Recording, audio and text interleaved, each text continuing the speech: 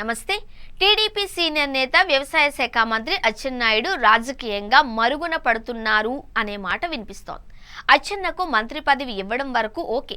కూటమి ప్రభుత్వం ఏర్పడిన కొత్తల్లో అచ్చెన్నాయుడు తన నియోజకవర్గ పార్టీ శ్రేణులను ఉద్దేశించి చేసిన కామెంట్స్ తీవ్ర చర్చనీయాంశమయ్యాయి. టీడీపీ కార్యకర్తలు పసుపు బిళ్లలు వేసుకుని ప్రభుత్వ కార్యాలయాలకు వెళితే టీ కాఫీ ఇచ్చి గౌరవించి పనిచేసి పెట్టాలి అని అధికారుల్ని ఆదేశించారు.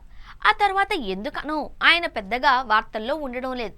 మంత్రి పదవి ఇచ్చామంటే ఇచ్చామన్నట్టుగా అచ్చెన్న పరిస్థితి తయారైంది అనే చర్చ టీడీపీలో అంతర్గతంగా సాగుతోంది. మరీ ముఖ్యంగా సీనియర్ నేతల్ని నెమ్మదిగా పక్కన పెట్టి యువ నాయకుల్ని ప్రోత్సహించాలి అనే ఆలోచనలో టీడీపీ అధిష్టానం ఉంది.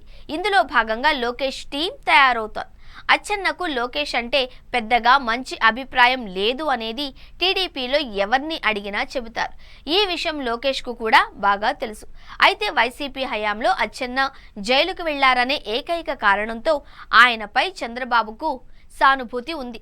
మంత్రి పదవి వరకు సరిపెట్టి రాజకీయంగా ఇక మీ సేవలు అనవసరం అని అచ్చెన్నాయుడికి పరోక్షంగా సంకేతాలు ఇచ్చినట్టయింది అనే అభిప్రాయం వ్యక్తమవుతోంది. సంక్రాంతి అంటేనే రైతుల పండగ. కూటమి ప్రభుత్వం రైతులకు భరోసా సొమ్ము ఇవ్వలేదు అని, దీంతో వాళ్లేళ్లలో సంతోషం లేదు అని వైసీపీ తీవ్ర విమర్శలు చేసింది. వైసీపీ విమర్శలకు కౌంటర్ ఇవ్వాల్సిన బాధ్యత అచ్చెన్నాయుడిపై ఉంది. కానీ ఆయనకు బదులు మరో మంత్రి పార్థసారథి ఘాటైన విమర్శలు చేయడం గమనార్హం.